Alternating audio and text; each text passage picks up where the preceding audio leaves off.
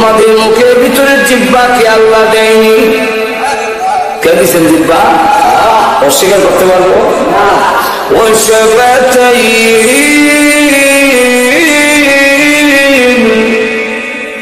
দুইটা ঠোঁট কে দিছে? আল্লাহ। যদি দুইটা ঠোঁট না দিতেন, তাফসীরে মাযহাবিতে লেখে আমাকে এমন বিশ্রী দেখা যেত যাদের দুইটা ঠোঁট নাই, দাঁত বাড়িয়ে থাকে, এমন যদি কোন বেলা তার মেয়ে ওই লোকের কাছে বিয়ে দিবে না। যাই হোক, 1 নম্বর হল পাগল বলে, 2 নম্বর হলো আল্লাহর নবীকে হাদিস শরীফের মধ্যে আসছে সব পাথর লেগেছে দুনোয়াতে জামাইয়ের মতো পাথর লেগে দিকে বলেন কমলা কাপড় বাঁধা আমার বিরুদ্ধে কোরআনে আয়াত নাযিল হয়েছে, মুহাম্মদ বুঝি জানে না আমার কেমন পাওয়ার। আমি আবু জাহেলের মেয়ে আর আবু লাহাবের বউ, আমার ডাবল পাওয়ার। আমি উম্মে জামিল, আমার বিরুদ্ধে কোরআনের আয়াত নাযিল হয়েছে। তখন এমনি গিয়া আল্লাহ নবীকে মারবে, খানায় কাবার কাছে গিয়া হাজির হয়েছে। আল্লাহ নবী খানায় কাবার কাছে কোরআন পড়েন, সাথে আছেন আবু বকর সিদ্দিক।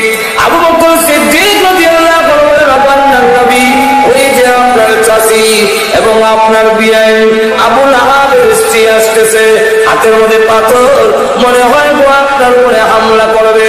এখন কি করা যেতে পারে?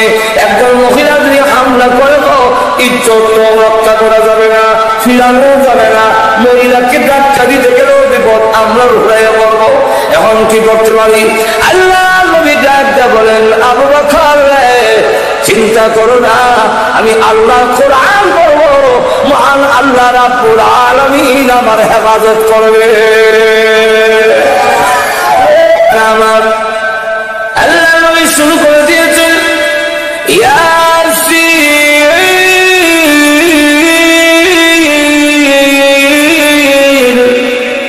ওয়াল কুরআনিল হাকীম ইন্নাকা লামিনাল মুরসালিন। উম্মে জামিল কাছে গেছে, গিয়ে ডাক দেখো, হে আবু বকর, একা তুমি বসে আছো, তোমার সাথী মুহাম্মদ কোথায়? আবু বকর সিদ্দিক রাদিয়াল্লাহু আনহু বলেন, আমি দেখি এবং নবীজির তেলাওয়াত শুনতেছি। সে ডাক দিয়ে বলে, মুহাম্মদ কোথায়? বলে তো বোঝা যায় দেখে না, দেখে না যখন আমি আর কয়ালাম নেই। উম্মে জামিল ডাক দিল, আবু বকর তার ভাগ্য ভালো, তার কপাল ভালো পাইলাম না, আর না হয় জবাবের শিক্ষা দিয়ে দিতাম, আমার বিরুদ্ধে কোরআনের আয়াত নাযিল হওয়ার সাজা মজা বুঝাইয়ে দিতাম। আজকে পাইলাম না ভাগ্য ভালো।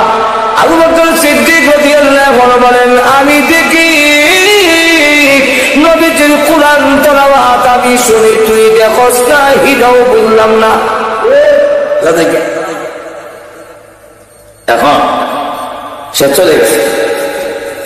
চলে যাওয়ার পরে আবু বকর সিদ্দিক রাদিয়াল্লাহু আনহু বলেন, ওগো নবীজি, আমি আপনাকে দেখি, উম্মে জামিল আপনাকে দেখো না, কারণটা কি? আল্লাহ নবী ডাক দিলেন, আবু বকর তুমি কি কোরআন পড়ো না? আল্লাহ আমাকে জানায় দিয়েছেন, ওয়াইদা ক্বারাতাল কুরআন জাআলনা বাইনাকা ওয়া বাইনাল্লাযীনা লা ইউমিনুনা বিল আখিরাতি হিজাবান মাসতুরা। ওগো নবীজি, আপনি যে সব কোরআন পড়েন, আমি আল্লাহ তখন আপনার এবং কাফিরদের মাঝে গোপন পর্দা দিয়া দেখা রাখি।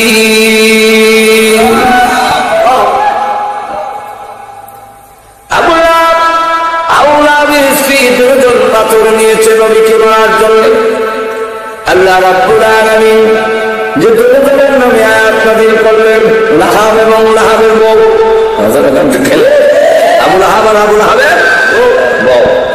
এখন দুজন লাগাইয়া নবীজি 2 মেয়ে যে বিয়া করেছিল, উতবার বিয়া, মনে আছে না?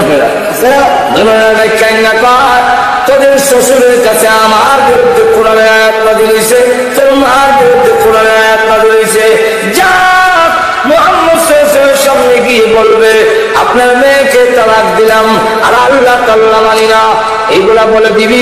যদি না বলো জানোস তো আমার যে কোনো সম্পদ আছে একটাও তোমাদেরকে দেওয়া হবে না, তোমরা আমার অবাধ্য।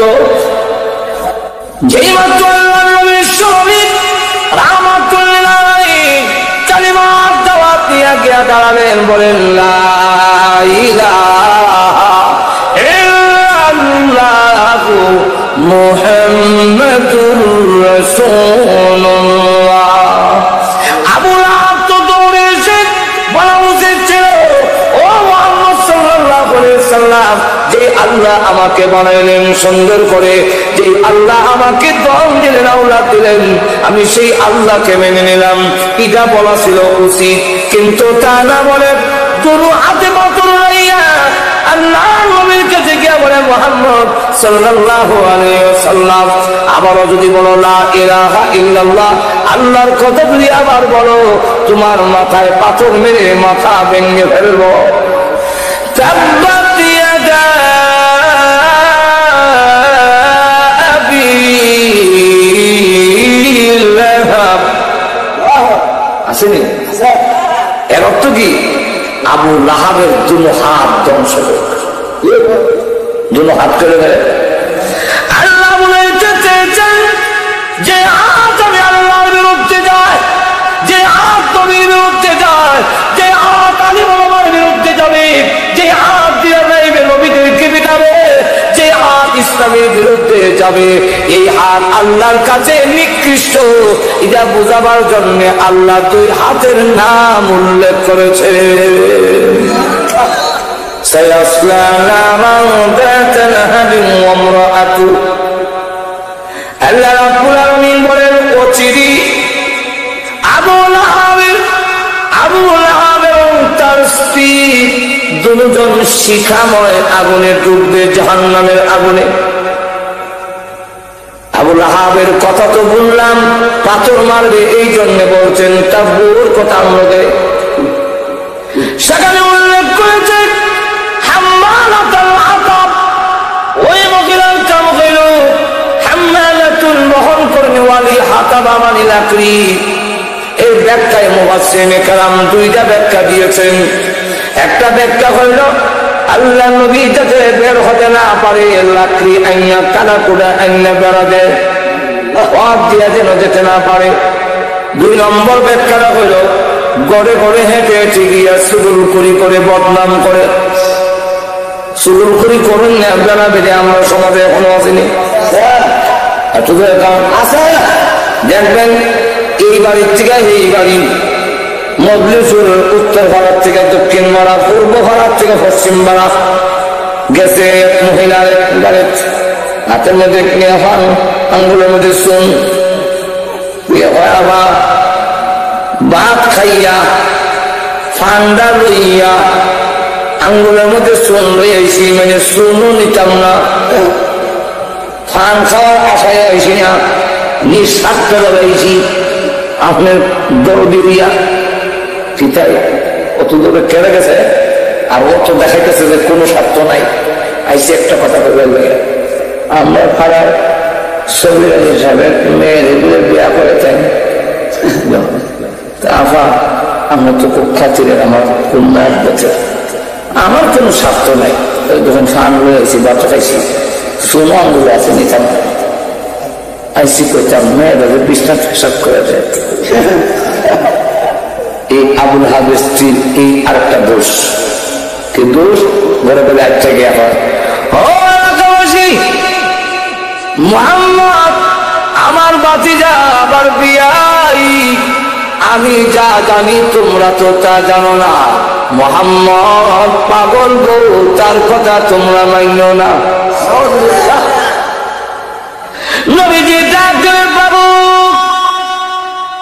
আমার আপন চাচি এবং বিয়াই মানুষের ঘরে ঘরে হেঁটে হেঁটে গিয়ে বলে আমি নাকি পাগল। নিজের লোকেরা যদি বলে তাহলে তো আমি কেমনে দাওয়াত দেব? আল্লাহ ডাক দেওয়া নবীজি বয়ার কোনো কারণ নাই, আপনি ধৈর্য ধরেন, মানুষের দিলের মালিক আমি আল্লাহ। যাদের কাছে বলবে আপনি পাগল, আমি আল্লাহ তাদের দিল আপনার দিকে ঘুরাইয়া দিব। মতো আল্লাহ আছেন? আমার ঘরে যার কাছে গিয়ে মোহাম্মদ পাগল, এমনি সকলে মোহাম্মদ পাগল বলে, হ্যাঁ তো মোহাম্মদ যদি পাগল হয়, যদি পাগল হইলে বড় বড় নেত্রী আর সর্দার নিয়ে এরা নামছে নজরে কম থেকে।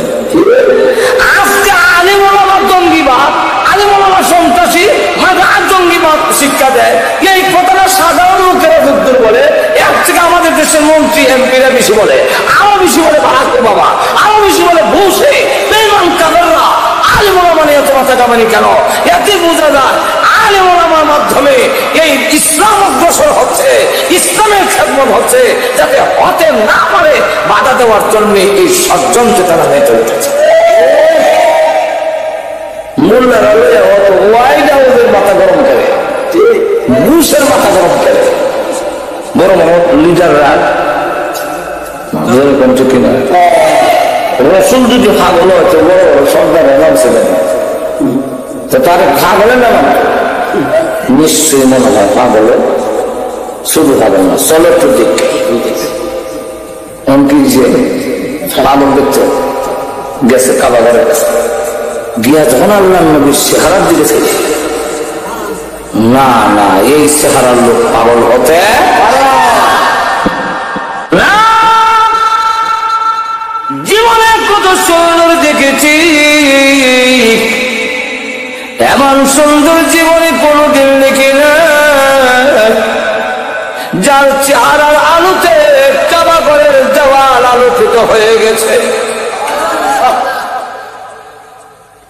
এই সুন্দর চেহারার লোক কোনদিন পাগল হতে পারে না।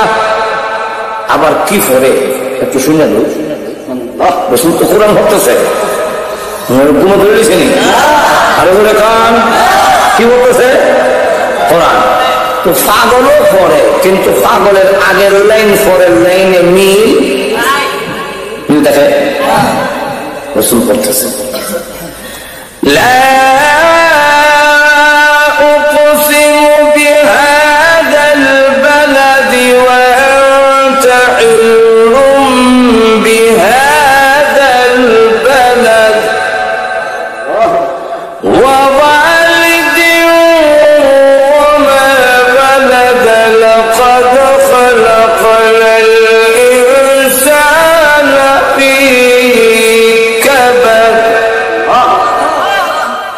বালাদা ওয়ালাদা কাবাদা যেমন ছন্দ মিলায় এমন সাহিত্য বলা,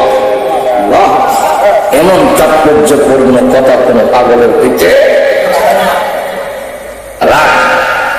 আর একটু শুনে আরো সামনে গিয়ে যখন রসুল প্রশ্নবোধক আয়াত তেলাওয়াত শুরু হয়েছে, আলাম নাজআল লাহু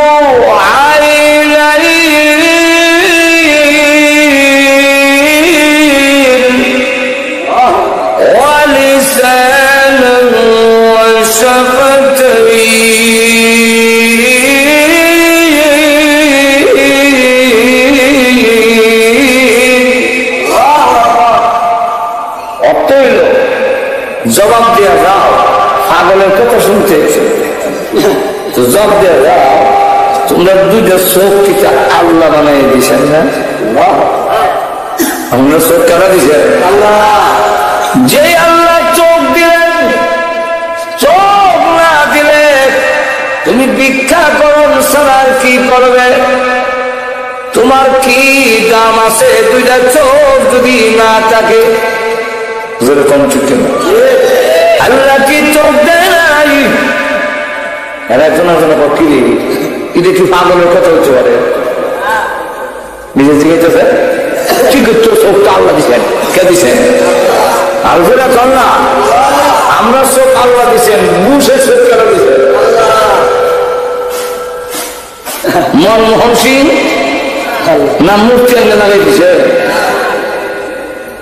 আরো জিজ্ঞাসা করেন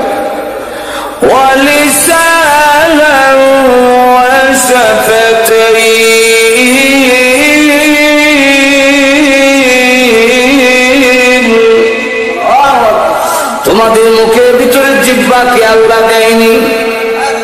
কে দিচ্ছেন জিহ্বা? অস্বীকার করতে পারবো না।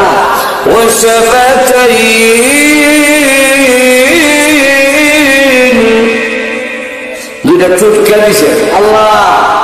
যদি দুইটা ঠোঁট না দিতেন, তাফসীরে মাযহারিতে লেখে আমাকে এমন বিশ্রী দেখা যেত যাদের দুইটা ঠোঁট নাই, দাঁত বাড়িয়ে থাকে, এমন যদি হাত কোনো বেলা তার মেয়ে ওই লোকের কাছে বিয়ে দিবে না। দিব আমার মজলিস করবো না, না ঠোঁট নাই, জামাই আমেরিকাটা ঠোঁট নাই। যদি আমেরিকা থাকে বলে আমার সাথে আমেরিকা বলে আমেরিকা না, আসমানও থাকলে দিতাম না, ঠোঁট নাই কে।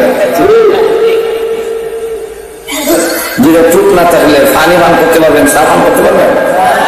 যদি মনে করেন না অন্ত ম্যাঙ্গো জুস বেরিয়েছে, আলু বাংলা পাইপ সাথে আছে, পাইপ দেখেন খান, ঠোঁট লাগান না, দাঁত লাগায় টানেন, কিয়ামত হতে পারে পানি হতে পারে। কারণ এদিকটা ফার্ম লাগা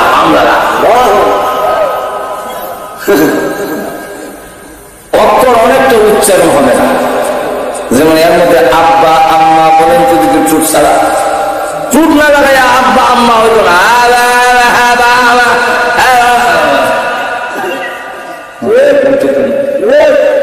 ألم نجعل له عينين ولسانا وشفتين।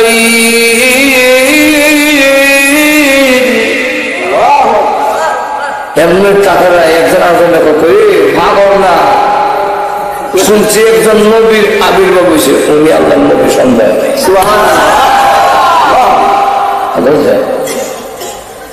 যাই হোক, এক নম্বর পাগল বলে, দুই নম্বর হলো আল্লাহর নবীকে হাদিস শরীফের মধ্যে আসছে সেও পাথর লইলেছে দুনিয়াতে জামাইয়ের মতো, পাথর লইয়া দেখে বলেন কমলা কাপড় বান্ধা আমার বিরুদ্ধে কোরআনে নাযিল হয়েছে, মুহাম্মদ বুঝি জানে না আমার কেমন পাওয়ার। আমি আবু জাহেলের মেয়ে আর আবু লাহাবের বউ, আমার ডাবল পাওয়ার। আমি অন্য জামিন, আমার বিরুদ্ধে কোরআনের আয়াত নাযিল হয়েছে।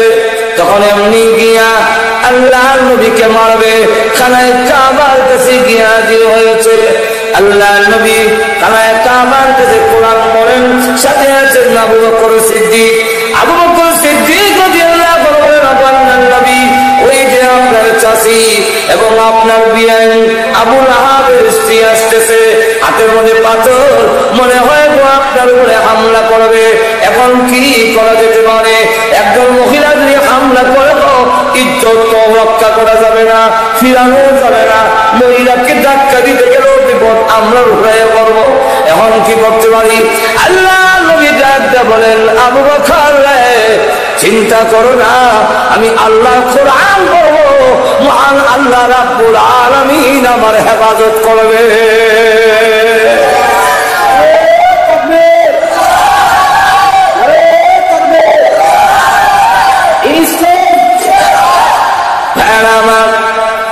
আল্লাহ নবী শুরু করে দিয়েছেন,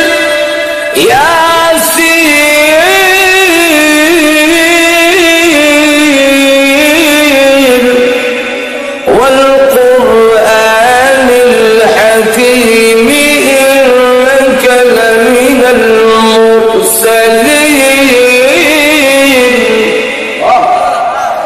উম্মে জামিল কাছে গেছে, গিয়া ডাক দেয়া পাওয়া, হে আবু বকর, একা তুমি বসে আছো, তোমার সাথে মুহাম্মদ কোথায়? আবু বকর সিদ্দিক রাদিয়াল্লাহু আনহু বলেন, আমি দেখি এবং নবীজির তেলাওয়াত শুনতেছি। সে ডাক দিয়ে বলে, মুহাম্মদ কোথায়? তাহলে তো বোঝা যায় দেখে না, যখন আমি আর পেলাম নাই। উম্মে জামিল ডাক দিল, আবু বকর তার ভাগ্য ভালো, তার কপাল ভালো, পাইলাম না। আর না হয় জনমের শিক্ষা দিয়ে দিতাম, আমার বিরুদ্ধে কোরআনের আয়াত নাযিল হওয়ার সাজা মজা বুঝাই দিতাম। আজকে পাইলাম না, ভাগ্য ভালো। আবু বকর সিদ্দিক রাদিয়াল্লাহু আনহু বলেন, আমি দেখি নবীজির কোরআন তেলাওয়াত আমি শুনি, তুই দেখোস না, হিদাও বললাম না। এখন সে চলে গেছে। চলে যাওয়ার পরে আবু বকর সিদ্দিক রাদিয়াল্লাহু আনহু বলেন, ওগো নবীজি, আমি আপনাকে দেখি, উম্মে জামিল আপনাকে দেখো না, কারণটা কি? আল্লাহ নবী ডাকলেন, তুমি কি কোরআন পড়ো না? আল্লাহ আমাকে জানায় দিয়েছেন, ওয়াইদা ক্বারাতাল কুরআন জাআলনা বাইনাকা ওয়া বাইনাল্লাযীনা লা ইউমিনুনা বিল আখিরাতি হিজাবান মাসরুরা। অগণবিজি, আপনি যে কোরআন পড়েন, আমি আল্লাহ তখন আপনার এবং কাফিরদের মাঝে গোপন পর্দা দিয়া ডাইকা রাখি।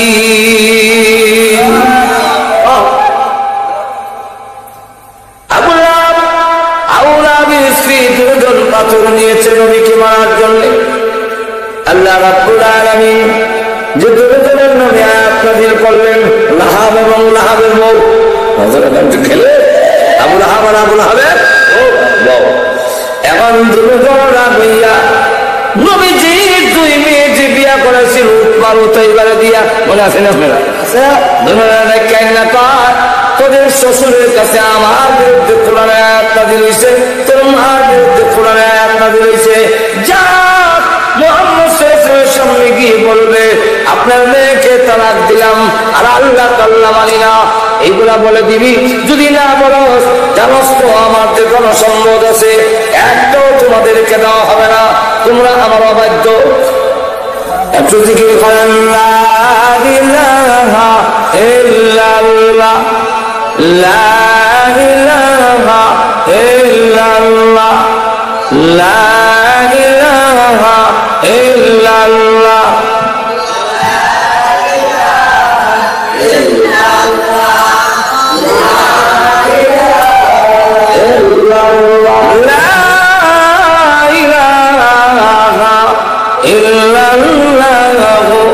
মুহাম্মাদুর রাসূলুল্লাহ।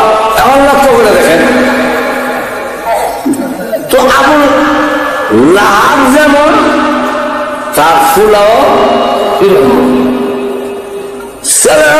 আছেন, আপনার কথা না মানলে যদি আমি অবাধ্য হই, তো যে আল্লাহ আমার বানাইলেন তার কথা না মানলে কেমন অবাধ্য? আপনার বাড়ি কেন তাম পৃথিবী ছাড়তে পারি, কিন্তু আল্লাহকে অস্বীকার করতে না। এটা কখন আছেন না, এটা কখন আছেন না, এমন কথা কখন সাহাবীরা কইছে, ঈমান আনছে। মা কয়, কি রে তুই বলি মুহাম্মদের দরবারে যা, যাইতো বলে আমার বাড়ি ছেড়ে যাইতাম না। মা আপনার বাড়ি কেন? তাম পৃথিবী যদি আমার ছেড়ে দিতে হয় রাজি আছি, রাসূলের দরবার ছাড়তে হবে। মা তো বুঝছি তোরে জাদু করছে, তা আমি খানা বন্ধ করলাম, পান করা বন্ধ করলাম, মরে যাবো গা, অনসন্ধান মত তুই না ফিরে এলে আস্তারা ছেড়ে দে। মা খানা বন্ধ করে দিচ্ছে, একদিন দুই দিন তিন দিন মরণ করে জমাই আর যায়। এলাকার লোকেরা দেখো কেমন গুলা, মা মরে যাবা তোর দল ছাড়তো না। এটা কি দল না ইমান? দল এক জিনিস, ইমান আপনাদের না ইমান। ইমানের জন্য দল ছাড়তে পারি, কিন্তু দলের জন্য ইমান ছাড়া যায় না। যেরকম শিখে না মা কেমন মাসে কেমন ভোট দেখো, মা মরে যাবা তো হ্যাঁ মোহাম্মদের দরবার ছাড়া। নিজের মধ্যে তো আমার মা আমার লাগে মরে যাবে, তো কেমন একটা কিটা কথা, কোনো বিধানও জানি না, আয়াতও জানি না, নিজে নিজে সিদ্ধান্ত নিয়েছে। সাদ ইবনে আবু ওয়াক্কাস রাদিয়াল্লাহু আনহু মার কানে কানে গেল, মা আর কষ্ট করেন না, আমি সিদ্ধান্ত নিয়েছি গো, আপনার কানে কানে আমি বলে দেই। মা মনে করছে আমার কষ্টটা দেখে এখন আমার হইতে করবো, আর কষ্ট করেন না, আমি আর যেতাম না, এদিকে করবো। মা কষ্টের মাঝখান নিয়ে হাসি দেওয়ার পর কিতাব করবে বোধ করে না, কানে কানে ছেলে জবাব দিয়ে যাওয়ায়, মা আল্লাহ নবীর দরবার আমার না ছাড়ার কারণে আপনি যদি না খাইয়া মরেন, এমন কোন সিস্টেম যদি থাকে, আল্লাহ আপনাকে দুনিয়াতে আবারও পাঠান, আবারও যদি আপনার মরণ হয়, আবার যদি আপনাকে আল্লাহ দুনিয়াতে পাঠায়, আবারও যদি আপনার মরণ হয়, এমনি ভাবে 100 বার যদি আপনার মরণ হয় গো মা, একটি মুহূর্তের জন্য নবীজির দরবার ছাড়ব না। আমি ভাবলাম কে রে কইল কি, তো তো বুঝা যায় আমি মরলেও ভাবতো না। এখান থেকে আছে তোমরা কে কই আসো, খাওয়া যায় না তো খাই যায়, আর তার মনে করলাম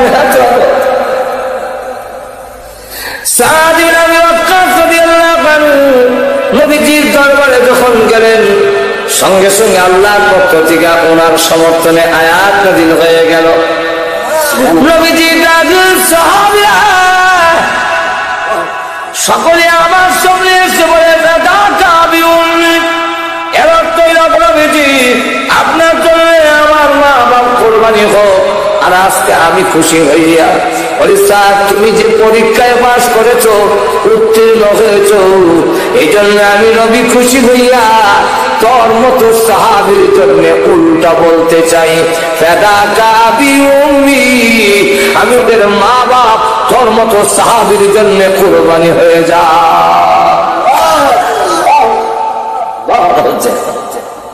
এরকম ঘটনা বহু, তখন কনে সময় নাই, বাপ ছাড়তে রাজি, মা ছাড়তে রাজি, সন্তান ছাড়তে রাজি, বউ ছাড়তে রাজি, ইমান ছাড়তে রাজি না। আমি ইমানের জন্য আমি দল ছাড়তে পারি, আমার মা বাপ ছাড়তে পারি, সব কিছু ছাড়তে পারি, জান উৎসর্গ করতে পারি, কিন্তু একটি মুহূর্তের জন্য ইমান হারা হতে পারি না। নিয়ম হেরাত্ম করতে আছে যে আল্লাহ জানি কিন্তু যখন বাপ তুমি নবীজির সামনে গেছে, যখন আপনার আল্লাহ তাল্লাহ মানে না, চিন্তা করেন নিমক খারাপ ব্যাধ কত আল্লাহ তাল্লাহ, যেমন চাটা আল্লাহ আল্লাহ এর কাছে কিছুই না, আমরা আল্লাহ তাল্লাহ মানে না, আমরা মেয়ের তালা করে না। তাফসীরে মাযহারিতে লেখে আল্লামা সানাউল্লাহ খানিফুদ্দীন রাহমাতুল্লাহ আলাইহি নবীজির উপরে হামলা করে টান টান নবীর জামা ছিঁড়ে দিয়েছে। নবীজি চোখের পানি ছেড়ে দিলেন, কান্না শুরু করলেন, প্রভু আমার জামা ছিঁড়েছে এই জন্য আমি দুঃখ পাইনি, আমার মেয়ে তালাক দিয়েছে এই জন্য আমি ব্যথা পাইনি, আমার সামনে যদি কেউ তোমারে অপমান করে, আমার সামনে যদি তোমাকে কেউ হেয় করে, আমি বরদাস্ত করতে পারি না গো বাবু, আল্লাহ আমি বরদাস্ত করতে পারি না। সে কত বড় বেয়াদব, আমার সামনে কয় আল্লাহ তাল্লাহ মানি না, আল্লাহ আল্লাহ বরদাস্ত করতে পারে না, আল্লাহ জীবন উৎসর্গ করতে পারে, কিন্তু আল্লাহ এবং তার রাসূলের অবমাননা বরদাস্ত করতে পারে না। ওনারা কি বলেন?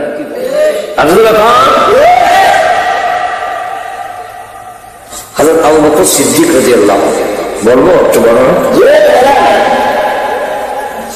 আয়াত যখন নাযিল হলো ইউকরিদুল্লাহ করদান হাসান, আল্লাহ বলছেন তোমরা আমি আল্লাহর কর্জা দেব, ঋণ দেব।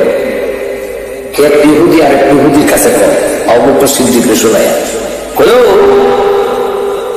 এতদিন শুনছিলাম মোহাম্মদ ফকির, দরিদ্র ফকির, বুঝলেন তো মা ফকির বুঝলেন না, গরিব, এখন তিনটা দিকে মোহাম্মদের আল্লাহ ফকির, কেমনে বলে আমার কাছে কর্জা চা,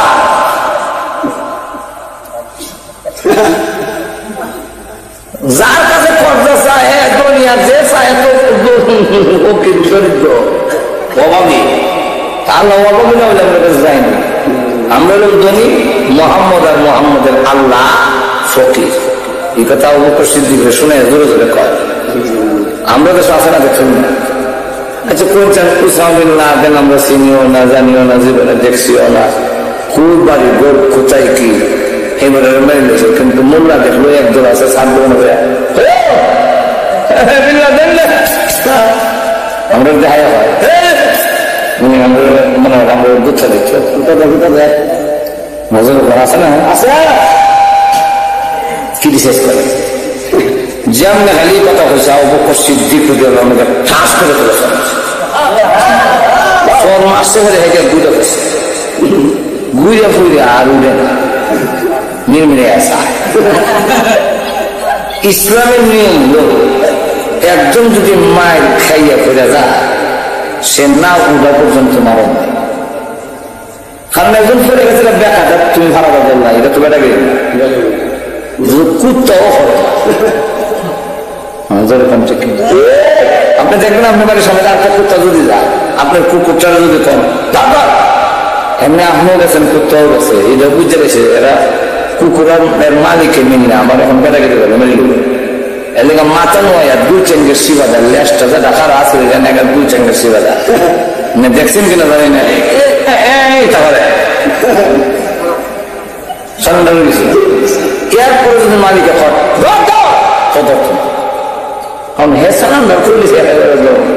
আর আমরা নিয়ম হইলো যদি সালান্ডার করে বাপ ডাকলাম তো আমরা চরিত্র কুত্তার থেকে আরো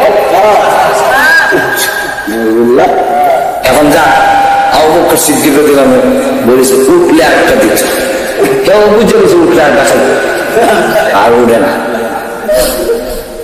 আবু বকর সিদ্দিক অপেক্ষা করে গেছে না, হ্যাঁ উঠা গিয়ে বুঝে রসুলের কাছে দিছে, কোর্টে গিয়ে কেস দিছে।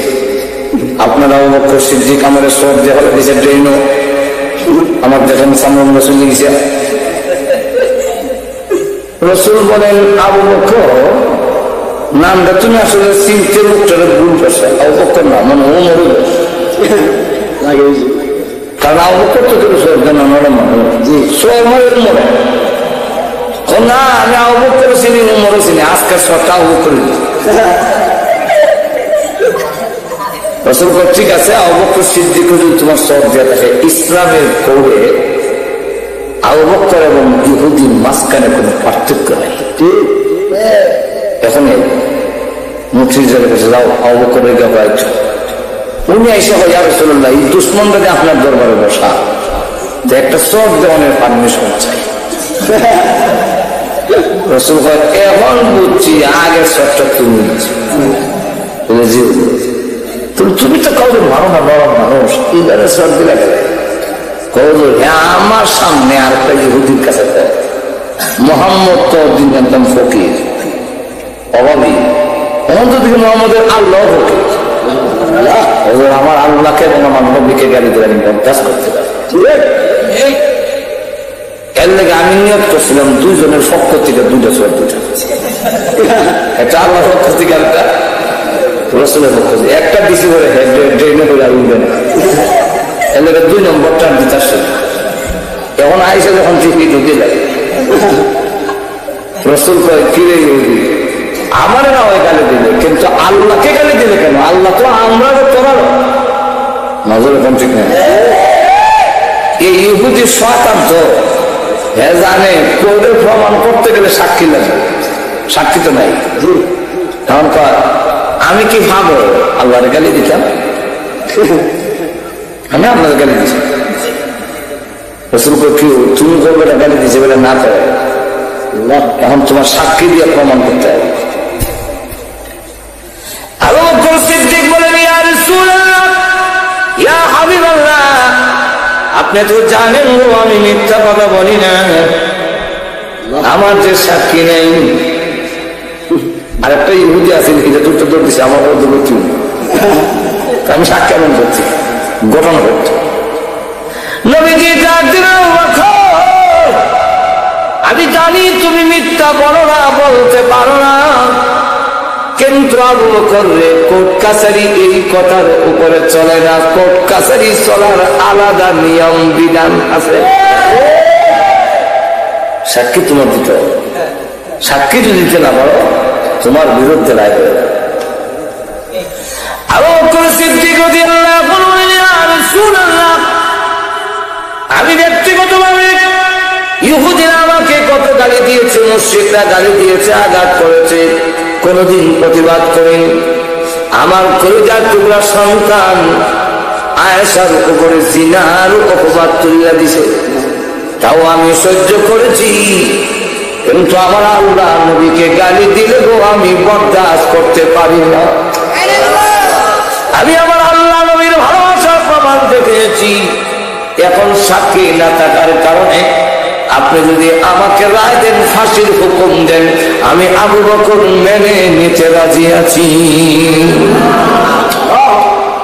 রাসূল বলেন, তোমার বিরুদ্ধে এখন রাজি, প্রস্তুত। যেই মাত্র রায় দিতে গেলেন, এমনি দেখে জিবরাইল আসার শব্দ শোনা যায়, ঘন্টার আওয়াজ। জিবরাইল আসার আগে ঘন্টার মতো একটা আওয়াজ নবী শুনতেন, নবীজি ডাক দেওয়া আবু বকর সিদ্দিক রাদিয়াল্লাহু আনহু রায় দেওয়ার সময় জিবরাইল যখন আসতেছে, তোমরা অপেক্ষা করো, আমার আবু বকরের বেলায় আল্লাহর পক্ষ থেকে কোন রায় আসতে পারে। সঙ্গে সঙ্গে জিবরাইল এসে নবীজির কানে কানে বলেন, ইয়া রাসূলুল্লাহ, ইয়া হাবিবাল্লাহ, ওগো নবীজি, আবু বকর সিদ্দিকের বিরুদ্ধে রায় দেওয়ার আগে কোরআনের আয়াত শুনুন, তারপরে রায় দিবেন। আট জোরে পড়বেন। আয়াত নাযিল করে দিয়েছেন আল্লাহ, লাকাদ সামিআ আল্লাহু কাওলাল্লাযীনা ক্বালু ইন্নাল্লাহা ফাকীরুন ওয়া নাহনু আগনিয়া। হে রাসূল, আবু বকর সিদ্দিকের পক্ষে সাক্ষী রায় বলে আপনি তার বিরুদ্ধে রায় দিতে যাচ্ছেন। ওগো নবীজি, দুনিয়ার কোন সাক্ষী না থাকলেও আমি মহান আল্লাহ আমার আবু বকরের পক্ষে সাক্ষী হয়ে গেলাম। আল্লাহ নিশ্চয় নিশ্চয় আল্লাহ শুনেছেন তাদের কথা, যারা বলছেন ইন্নাল্লাহা ফাকিরুন, নিশ্চয়ই আল্লাহ ফকির, ওয়া নাহনু আগনিয়া, আমরা হইলাম ধনী। আমি আল্লাহ এই কথা শুনিয়া আবু বকরের পক্ষে রায় সাক্ষী হইলাম, এবার রায় আপনি দেন। আল্লাহ সুবহানাল্লাহ। আর তুজুরে কন্যা রাসূল বলেন, কিরে ইহুদি, তুই না কইছিস গালি দিছ, তখন আল্লাহ তো নিজে থেকে গালি দিছ, সাক্ষী যখন আল্লাহ হন কি আয়াত না দিবি যে বুঝা কেন জানি।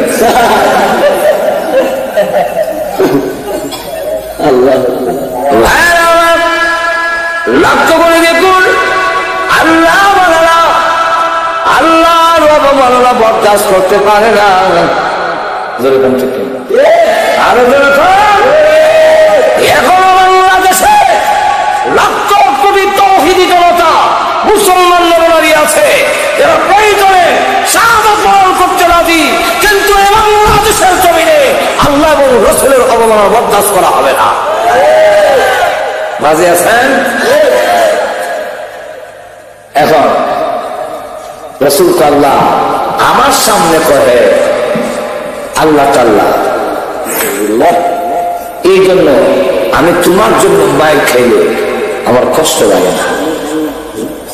আল্লাহ, তোমার জন্য মায়ের খাইলে আমার কষ্ট লাগে না, কিন্তু তোমার অবমান করলে আমার বরদাস্ত। আল্লাহ ডাক দেওয়া হয়, আমি বানাইছি নিজের ফুল যদি বাঘের দারিদ্র টান মারে, বাঘের গেলাম কথা লাগে না, চুলো ধরে কামলায় কামড় গেছে, এটা বড় চঞ্চল, আপনার অত কষ্ট লাগে না, কিন্তু আপনার মা দেখলে সহ্য করে না। এই যে ঘুমে গেছে মা বাবা, আপনি জয় না মারতেছে আপনারা কষ্ট লাগতো ঘুমোতে রেখে না এটা আমার গুলাটা আমার গাড়ি যেতেন আমার অর্থ লাগে না কিন্তু আমার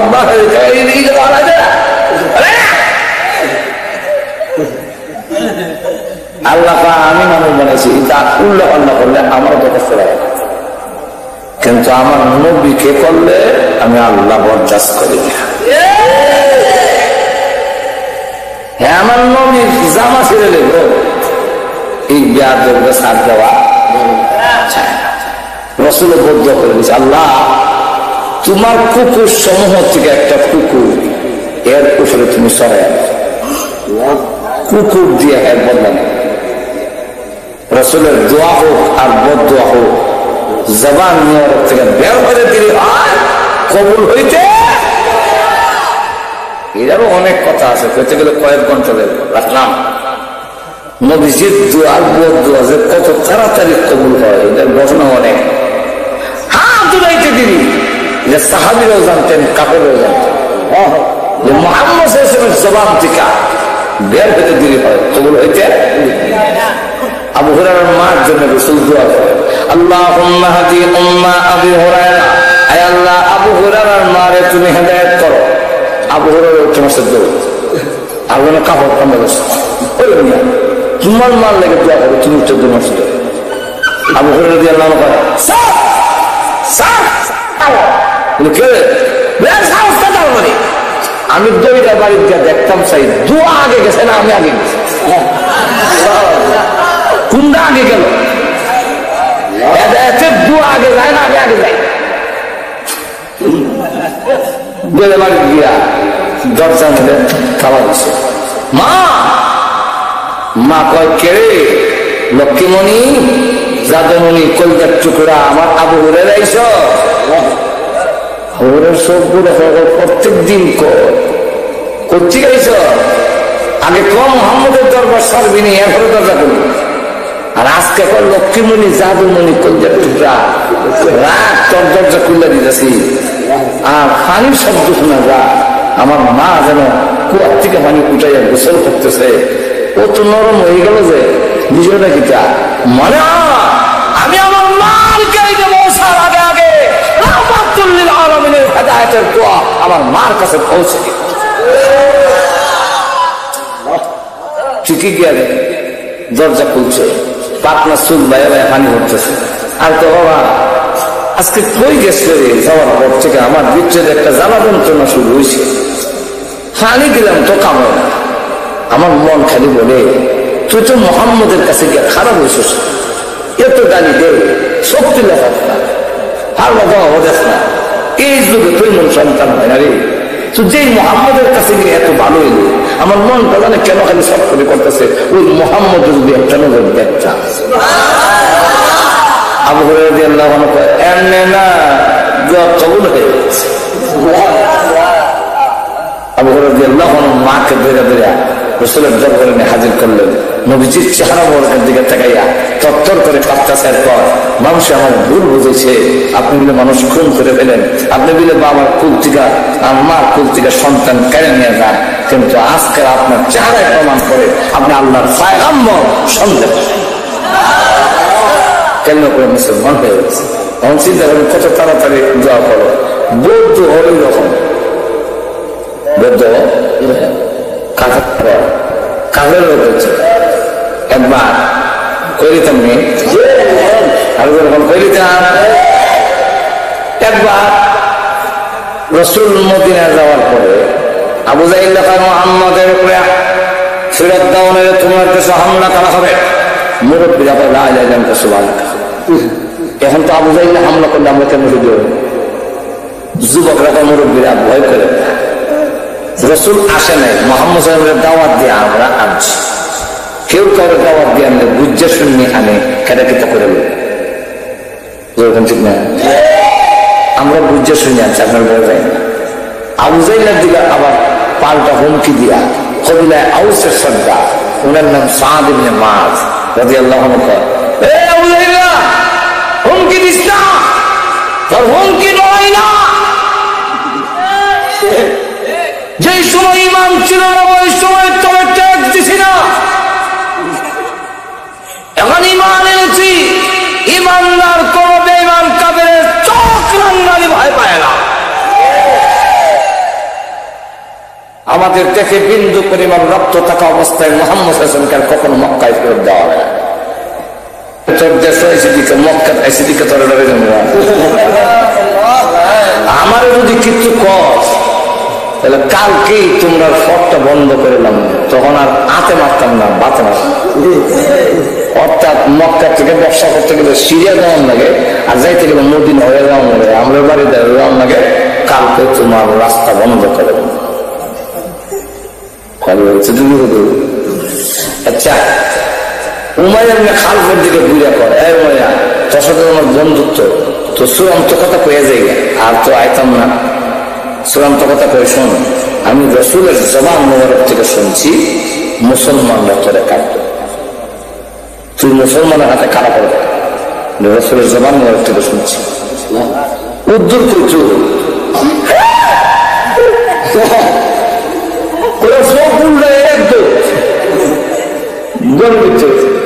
যাওয়ার পরে তার বউ কি হয়েছে তোমার, তুমি বোঝা যায় জান কোন নান্দায় বাড়ি খত হইতেছে না। কারণটা কিটা, কারণটা কিটা রে, আমার মদিনার যে বন্ধু সে বলছে মুহাম্মদের জবান থেকে বলে শুনছে মুসলমানদের ব্যাপারে কাটছিলেন। তুমি যে কি জাতের নেতা বলে বুঝলাম,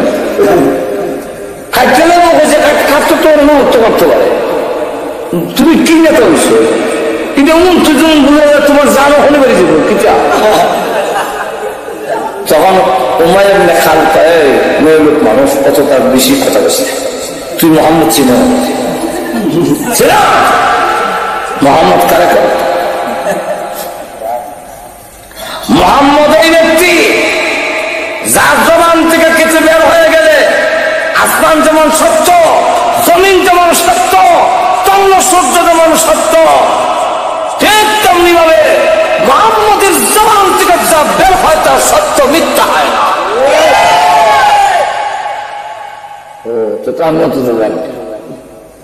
তো শেষ, বদরের যুদ্ধ শুরু হয়েছে।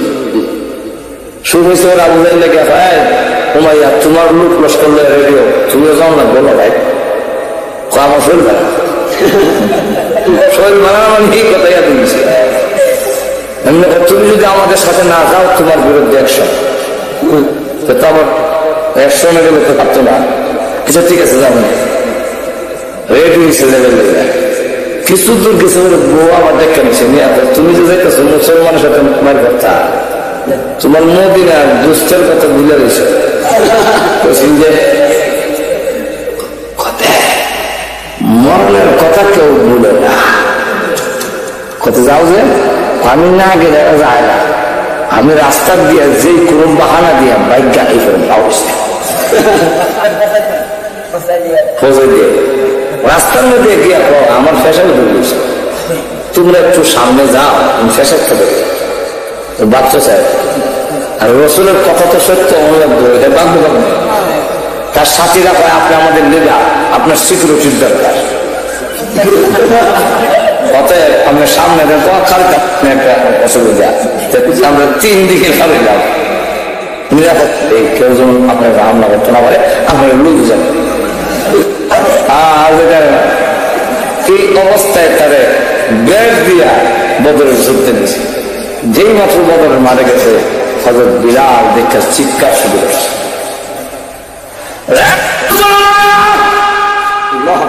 ওই যে উমাইয়া আছে, যে উমাইয়া মক্কার জিন্দেগি আমাকে এমন পিটানি পিটাইছে, আজ পর্যন্ত আমার হারে হারে জোড়ায় জোড়ায় ব্যথা হয়। রে সাহাবীরা, যদি বদরের জমিন থেকে বিরত যায়, আমি যা চালনা হবে না। আল্লাহ নবী ডাক দিয়ে বলে, এই তুমি সিলে ফেলে দেবে, একটা বর্ষা আমার হাতে, আমি তোমরা কেউ কিছু কর না, আমি হেরে, আমি জীবনে কেউ রাত লাগাইছি, আমি আজকে একটু লাগাম আর কেউ রসুলের দিকে দেখেছে আপনি জীবনে বাইক করছেন না, মায়ের কায়দা কানুন জানতেন না, এটা আপনার রসুল বলেন তোমরা সরো না, রাস্তার দাম আছে। সাহাবীরা যদি রসুল এত বর্ষা দিছে কিন্তু প্রস্তুতি নিয়ে আমি হামজা আলী এরা দাঁড়ে গেছে বেকারে ঠেলে আমরা রসুলকে সরো মরম তো লেখা হয়ে গেছে। রসুল বর্ষাটা দেয়া এর গানের মধ্যে খুশা দিছে পাথর সামনে খুশি একটু শিখছে এমনি হের মারি ছেড়ে একটা সিলে ছিল লোকেরা সামলানো মাত্র একটু তুমি একটা নেতা একটা লিডার সামলা সিনেমা শিখতে পারো খাল কর তোমরা তো দেখো সামরা শীর্ষে কিন্তু ব্যথা কত প্রকার কি কি আমি বুঝি তোমরা বুঝতে না কারে কর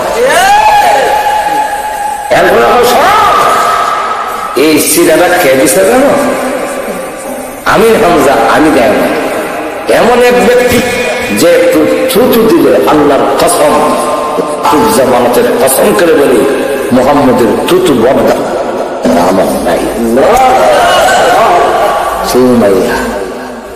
কাকেরও কি কথা নেই তো রসুল বদা দিয়েছেন তো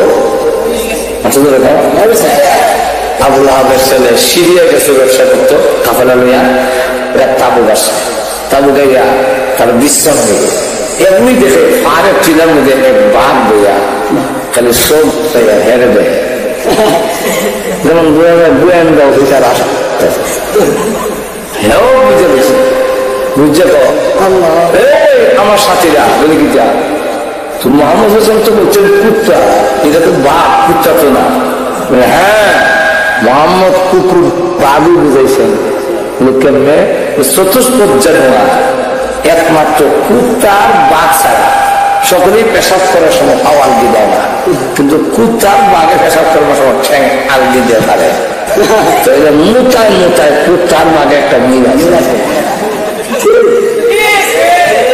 এরকম আপনি চিন্তার দরকার নাই আমাদের লিডারের ছেলে আপনার নিরাপত্তার ব্যবস্থা আমরা করবো উপরে জায়গা করছে আপনি এখানে বললেন আমরা নিচে বললাম বাঘের নিয়ম হইলো খাইলে নিচে যাবে এর আগে আগে যাবে চিন্তা করেন না ঘুমাইছে বস্তা নিরাপত্তা আছে সিকিউরিটি হয়েছে এখন ঘুমাইছে নাক দেখা আরম্ভ হয়েছে বাঘে আমারও যাওয়ার টাইম হয়েছে বাঘের নাকের মধ্যে আল্লাহ আবুল আহাবের ছেলে ওকবার শরীরে যে গন্ধ আছে এটা ফিট করে দিয়েছে ফিট করে দেওয়া হয়েছে এই গন্ধে যারা খাইবে এর ধরবে বাঘ আইয়া এক একটা নাক দিয়া চেক করে গন্ধ তুলে দেয় না প্রত্যেকের আলাদা আলাদা গন্ধ আছে গন্ধ আছে বড় ভাইয়ের গেঞ্জি আর আব্বার গেঞ্জি এক সমান হয় না কই এক সমান হয় কথা হচ্ছে না আমার বড় ভাই আর আব্বার গেঞ্জি এক সমান হয় কোনটা আব্বার কোনটা কাছে বোঝা যায় না ফুকুর থেকে ডাক দেখা হয়েছে আমার গেঞ্জি লেগে যায় কোন গেঞ্জি লেগে যাবো আমি খাবো সাইজ তো বুঝি না তো না না করে লাগাইতাম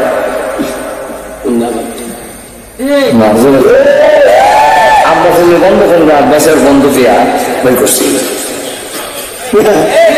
প্রত্যেকের শরীরে আরো একটা গন্ধ আছে বাঘের না ভিজিট করে দিয়েছে বাঘেরও চেক করে গন্ধ তুলে দেয় এটা কেন করে আল্লাহ নবীর দুশ্মনটা কেন করে মাথা ঘুরাই দেয় বস্তার ঘুরে একটা কত এই যেন চেক করে দেয় খালি এখানে চেক করতে এই যাবো আসামি খাইলে